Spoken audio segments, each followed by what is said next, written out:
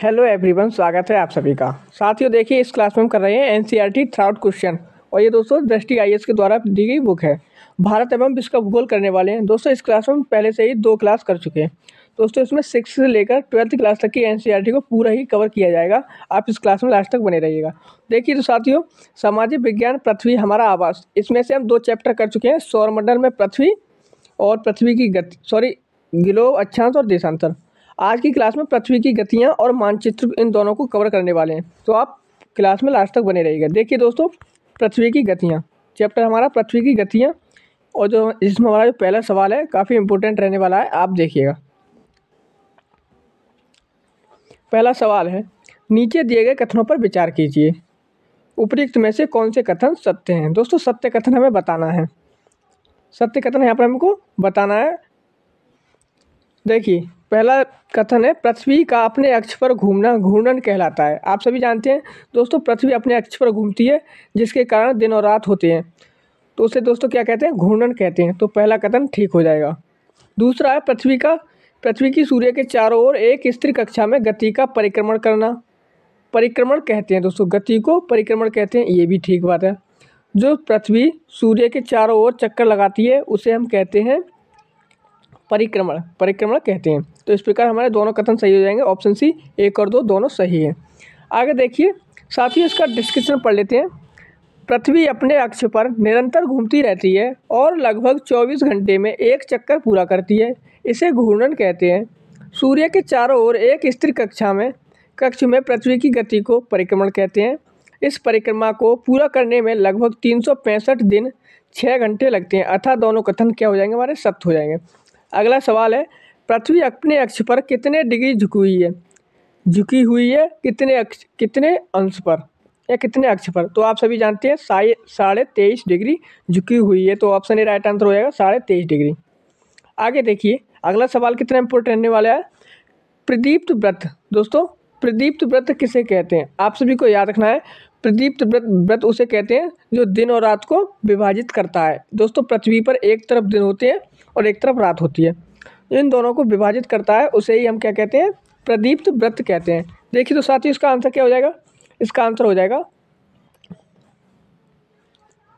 Globe पर वह व्रत जो दिन तथा रात को विभाजित करता है, उसे ही हम प्रदीप्त व्रत कहते हैं। देखिए साथियों, पृथ्वी सूर्य से प्रकाश प्राप्त करती है। पृथ्वी का आकार गोले के समान है, इसलिए एक समय में सिर्फ इसके आधे भाग पर ही रोशनी प्राप्त होती है।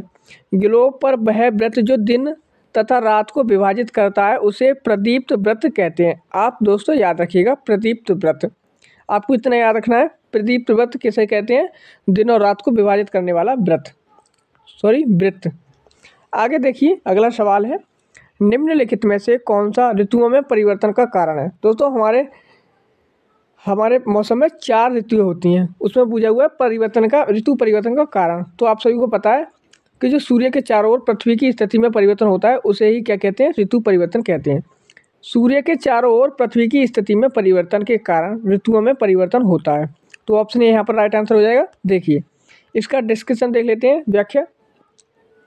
सामान्य एक वर्ष को गर्मी, सर्दी, बसंत एवं शरद ऋतुओं में बांटा जाता है। ऋतुओं में परिवर्तन सूर्य के चारों ओर पृथ्वी की स्थिति में परिवर्तन के कारण होती है। अगला सवाल है, 21 जून को पृथ्वी का उत्तरी गोलार्ध सूर्य की तरफ झुका होता है। सूर्य की किरणें कर्क रेखा पर सीधी पड़ती हैं, इसके परिणाम स्वरूप अधिक ऊष्मा प्राप्त होती है। इन क्षेत्रों में सबसे लंबा दिन तथा सबसे छोटी रातें होती हैं। पृथ्वी की इस अवस्था को क्या कहते हैं? तो आप सभी को याद रखना है, इस अवस्था को उत्तर अयनांत कहते हैं। जब दोस्तों पृथ्वी का जो उत्तरी गोलार्ध है वो सूर्य की तरफ झुका हो तो उत्तर अयनांत, या दक्षिणी ध्रुव दोस्तों दक्षिणी गोलार्ध है जो सूर्य की तरफ झुका हो तो वो हो जाएगा दक्षिणी अयनांत हो जाता है। तो इसका आंसर हो जाएगा ऑप्शन ए उत्तर अयनांत, आप याद रखिएगा। देखिए साथियों, 21 जून को उत्तरी गोलार्ध सूर्य की तरफ झुका होता है, जिससे सूर्य की किरणें कर्क रेखा पर सीधी पड़ती हैं। उत्तरी ध्रुव सूर्य की तरफ झुका होता है तथा उत्तरी ध्रुव रेखा के बाद वाले भागों पर लगभग 6 महीनों तक लगातार दिन रहता है। चूँकि उत्तरी गोलार्ध के बहुत बड़े भाग में सूर्य की रोशनी प्राप्त होती है, इसलिए विषुवत व्रत के उत्तरी भागों में गर्मी का मौसम होता है एवं दक्षिणी भागों में सर्दी का मौसम आता है। पृथ्वी की इस अवस्था को उत्तर अयनांत कहते हैं। आप दोस्तों याद रखिएगा। आगे देखिए दोस्तों, दक्षिण अयनांत के संदर्भ में नीचे दिए गए कथनों पर विचार कीजिए। 3 कथन दे रखे हैं, बताना है कौन सा कथन सत्य है दोस्तों दक्षिणी अयनांत के बारे में। देखिए साथियों, दक्षिणी ध्रुव सूर्य की ओर झुका होता है, ठीक बात है। सूर्य की किरणें मकर रेखा पर सीधी पड़ती हैं, ये भी सही है। दक्षिणी गोलार्ध पर छोटे दिन एवं लंबी रातों वाली ऋतुएं होती हैं। दोस्तों ये वाला गलत है। क्यों? दक्षिणी गोलार्ध में दोस्तों बड़े दिन होंगे और छोटी रातें होंगी, तो इसका ये उल्टा दे दिया, ये गलत हो जाएगा। यहाँ पर कौन सा ऑप्शन सही हो जाएगा? ऑप्शन सी 1 और 2 राइट आंसर हो जाएगा। आगे देखिए साथियों, अगला इसका डिस्क्रिप्शन देखिए साथियों। देखिए 22 दिसंबर को दक्षिणी ध्रुव के सूर्य की ओर झुके होने के कारण मकर रेखा पर सूर्य की किरणें सीधी पड़ती हैं। चूँकि सूर्य की किरणें मकर रेखा पर लंबवत पड़ती हैं, इसलिए दक्षिणी गोलार्ध के बहुत बड़े भाग में प्रकाश प्राप्त होता है। इसलिए दक्षिणी गोलार्ध में लंबे दिन तथा छोटी रातें वाली ग्रीष्म ऋतु होती है। पृथ्वी की इस अवस्था को दक्षिण अयनांत कहा जाता है। अतः कथन 1 और दोनों सत्य हैं, जबकि तीसरा असत्य है। उल्लेखनीय है कि ऑस्ट्रेलिया में ग्रीष्म ऋतु में ही क्रिसमस का पर्व मनाया जाता है। आगे देखिए साथियों, अगला सवाल, विषुव के संदर्भ में नीचे दिए गए कथनों में से कौन से कथन सत्य हैं? दोस्तों विषुव, आप विषुव को तो जानते होंगे, जहाँ पर दिन और रात बराबर होते हैं उसी को हम विषुव की स्थिति कहते हैं। इस अवस्था में सूर्य की किरणें विषुवत वृत्त पर सीधी पड़ती हैं, ठीक है दोस्तों। पूरी पृथ्वी पर दिन और रात बराबर होते हैं, ये भी सही है। कोई भी ध्रुव सूर्य की ओर नहीं झुका होता है, ये भी सही है। तीनों कथन सही हैं, ऑप्शन डी राइट आंसर हो जाएगा, उपयुक्त सभी। आगे देखिए साथियों, इसके बारे में पढ़ लेते हैं।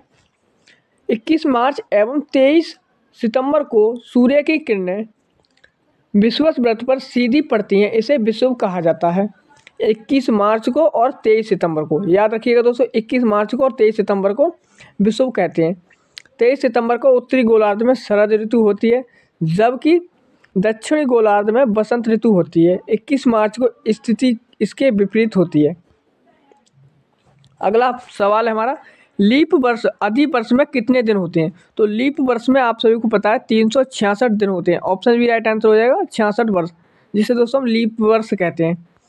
अगला जो हमारा इसका जो व्याख्या है उसे देख लेते हैं।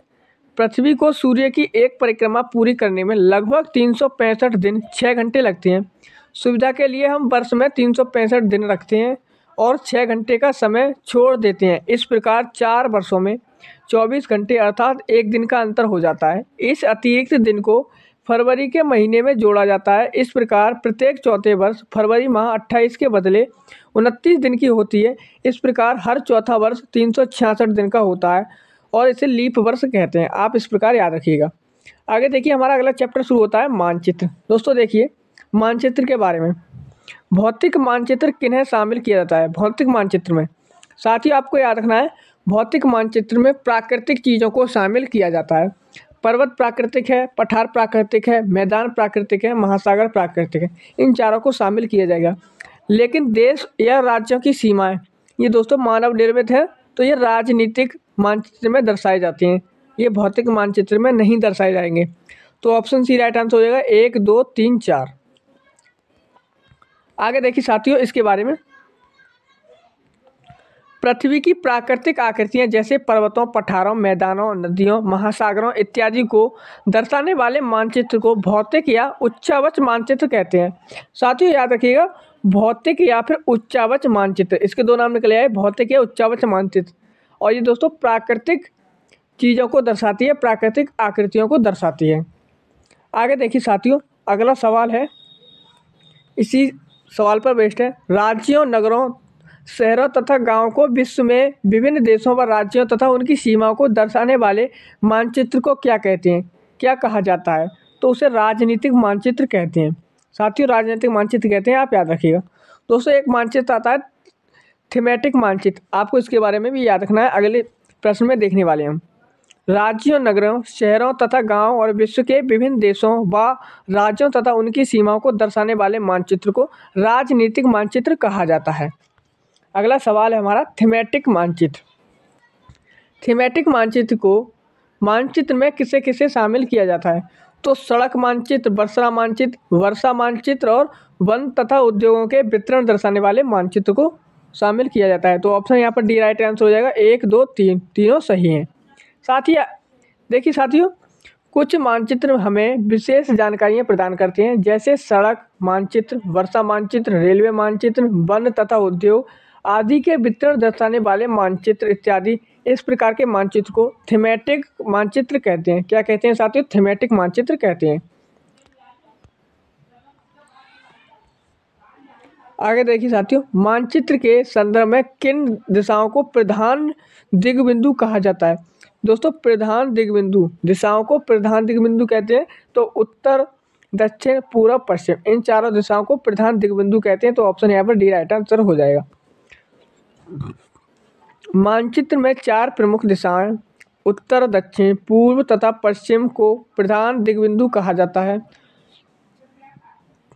बीच की 4 दिशाएं उत्तर पूर्व, दक्षिण पश्चिम, उत्तर पश्चिम, इन बीच वाली दिशाओं की मदद से किसी भी स्थान की स्थिति का पता लगाया जा सकता है। आगे देखिए साथियों, अगला सवाल है मानचित्र के संदर्भ में रूढ़ प्रतीक किसे कहा जाता है?